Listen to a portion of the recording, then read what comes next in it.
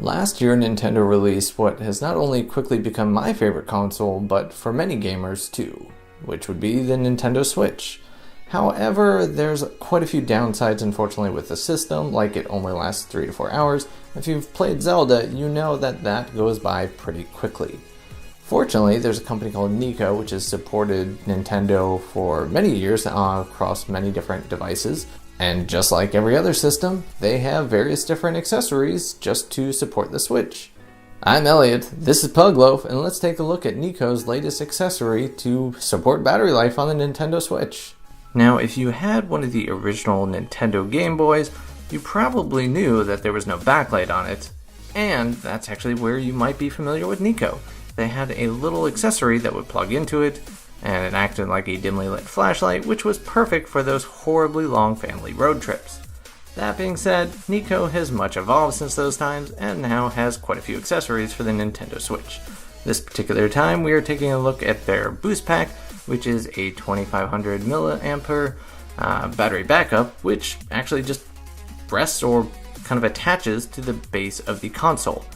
For battery backups on the Nintendo Switch, most of them actually come in the form of cases that wrap around it or kind of add to the back of it.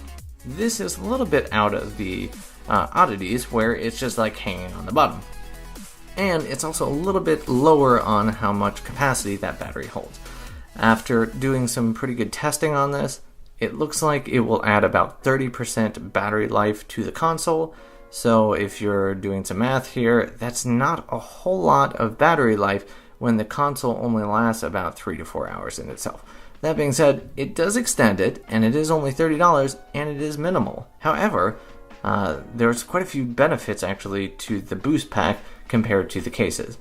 For the cases, most of them do not allow you to actually dock them, and for charging, you have to charge those separately. For the boost pack, you can actually dock it in the original Nintendo Switch dock, and it will have pass-through, so it charges both the console and the battery pack at the same time. It also doesn't look funky in the dock if you're concerned about that, but otherwise it just does exactly what it should.